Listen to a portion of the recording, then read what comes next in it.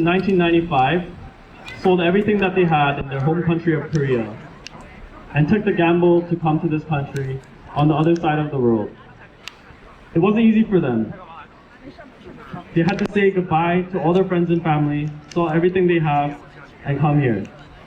But the promise of the Canadian dream was what convinced them to come. The promise that if you came here, followed the rules, worked hard and contributed to society, you'd be welcome here, and you could call yourself a proud Canadian. I know that many of you here today and your families have made the same sacrifices that my family made all those years ago. I was born here and I'm proud to call myself a Canadian. And when I was growing up in this country, one thing that was taught to me was that Canada has an outstanding reputation in the world. When Canada makes a promise to the world, it keeps it. However, today I'm ashamed. I'm ashamed that those in Victoria are starting to break this reputation, and our words no longer have any meaning. How could they go and change such a massive policy overnight on a website without any public consultation? It's not right, and let's call it out for what it is. It's a desperate attempt by those in Victoria to blame their own failed policies on outsiders, immigrants, and international students. They call you guys freeloaders and bad actors. It couldn't be further from the truth. The international students I grew up with were some of the hardest working people that I know. Yay! But more importantly, they're also our friends, our families, and our co-workers. And they face the same kind of problems that every Canadian citizen faces in this country. It's true that our country does have a lot of issues right now. Everyone knows that there's a housing crisis going on. But many of the students here are studying in the vital trades that's going to help deliver the construction of thousands of new homes.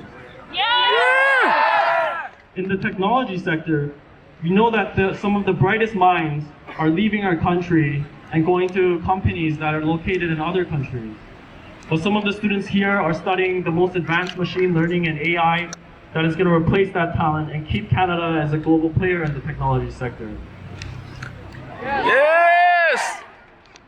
And finally, in the healthcare sector, sometimes it takes over an hour to just get a blood test at the emergency. But we know that many of the students here are studying hard to become nurses to help alleviate those brutal wait times. Yeah! Yeah! I want to ask the government, what is the point of educating these bright minds who have chosen BC as their home and then sending them right back after they've been educated? It makes no sense to me. Yeah! No overnights! International students are not the problem. They are our partners in solving the problems that face our society today. Yes! So I just want to end by saying, unless you're a member of our Indigenous community, everyone in this country is an immigrant. It was Yes! built by immigrants. Yes! Woo! And if I want to tell my fellow Canadian citizens, think about the time that you or your ancestors made the hard decision to come to this country. If the BC government or the Canadian government acted in this way when you were on your journey to becoming a Canadian, you would not be here today. Yes! So, all the people here have the same aspirations and dreams that every single immigrant before them had when coming to this country. And us as Canadian citizens have no right to come in the door and shut it right behind us to our fellow dreamers. Thank you.